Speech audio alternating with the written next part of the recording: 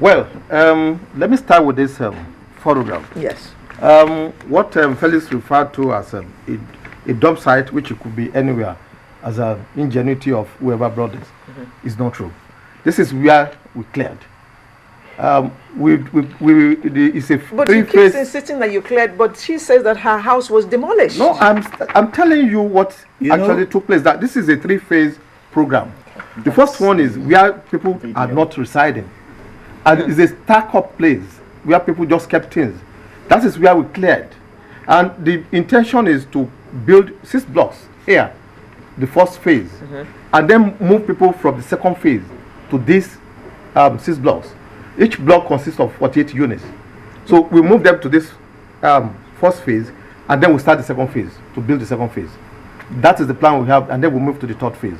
So if you look at the video that we're showing on our screen now, would you say that there were no properties that were destroyed and it's just the dustbin that was cleared?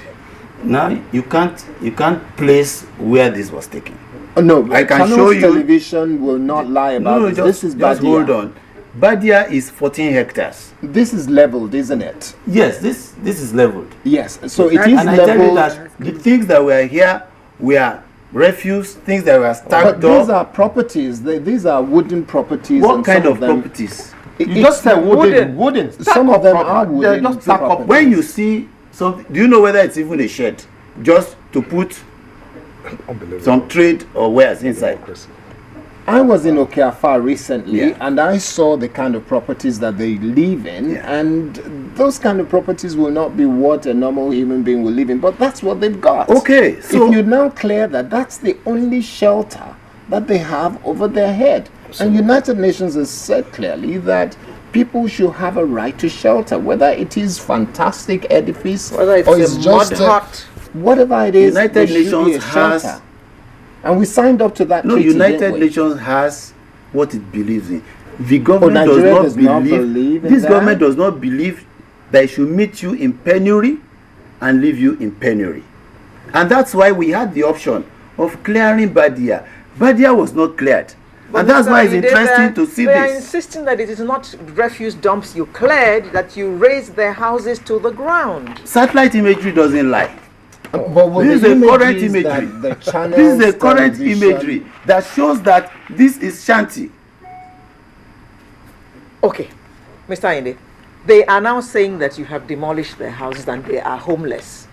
That is also a problem to the state. So what is the state going to do about it? Government compensates on 2 reasons.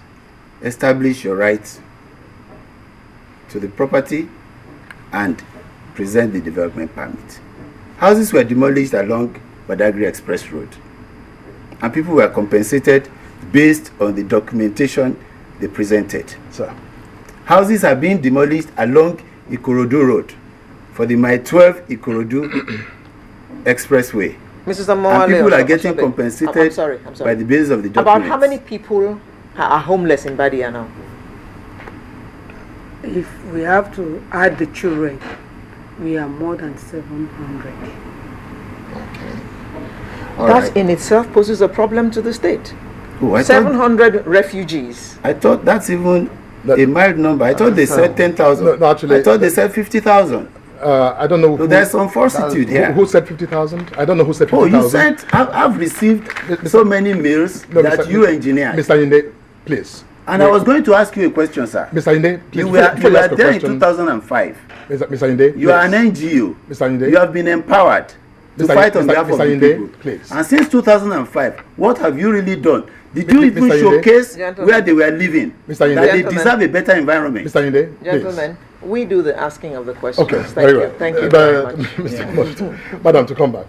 Let me say, you know, when just like Makoko happened, we intervened because for 17 years we've been working for the people of Badia and Makoko. So there's nothing that's gone on there over the past 17 years we don't know or have not been involved in closely, like hands-on. And Lagos government knows that. But you know, every time this happens, rather than this is a simple thing, madam, if the Lagos government intends to build houses in Badia and for good reason, and they decided to do so. Now you made a point. There's a procedure that is laid down by law.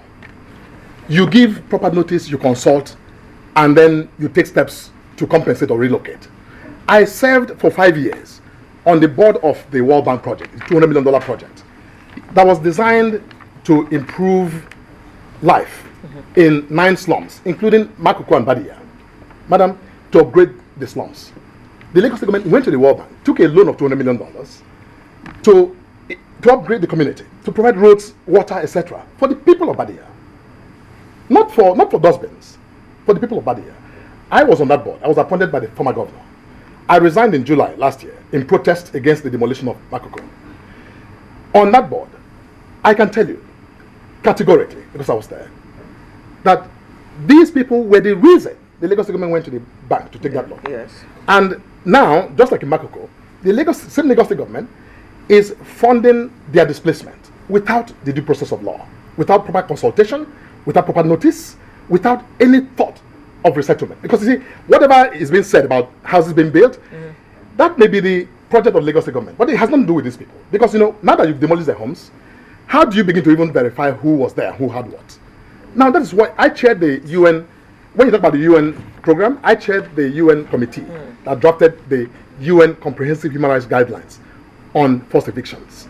And it makes clear, you must enumerate the people before you do anything. Because otherwise, once you break a block, somebody can come from Kaduna and say, I was in Badia. And then you can't verify anybody. Yes. The Lagos State government, and anyway, yes. this is what Lagos State wants to build in Badia.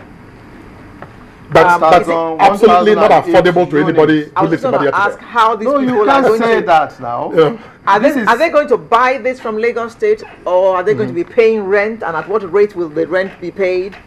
No, we are moved, like I said, this is the phase. We are having a phase 1 now. Yeah.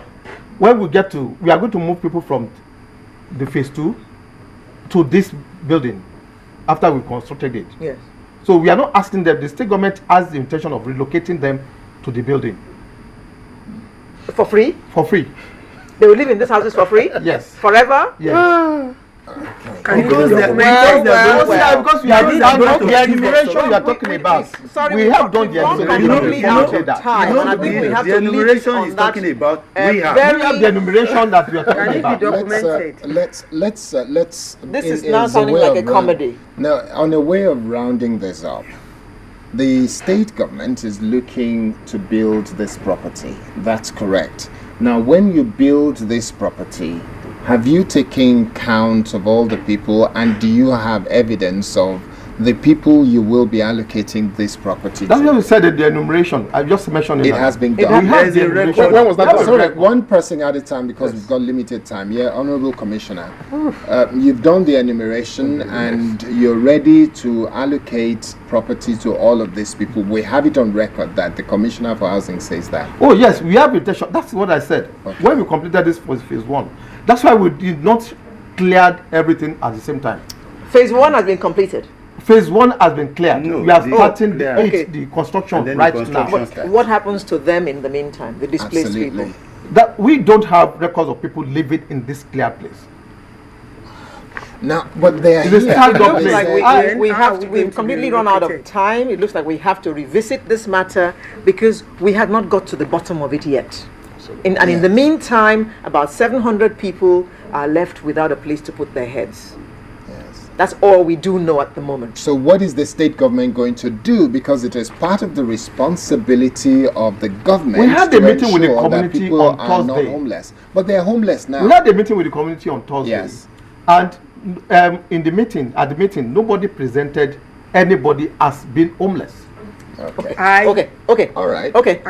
We have to close this now. I'm sorry, but we will continue this discussion next week because we have to get to the bottom of this. So next week we will invite you back and Yes. we will continue the conversation. Well, I must say thank you very much to the Honorable Commissioner for Housing in Lagos State, Mr. Bosunjeje.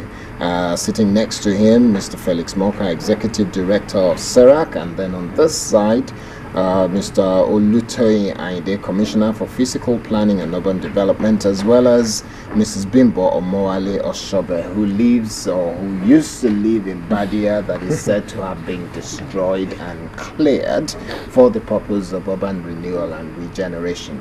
What we have, as we know at this point in time, is the two commissioners have said that they're looking to have the phase 1 completed, and it will be done, and then people will be.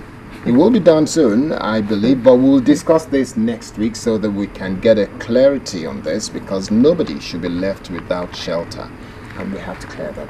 So thank you very much, gentlemen and lady. Thank you. Thank you so much. And we will expect to have you back next Saturday so that we can have a clearer understanding of where we're going with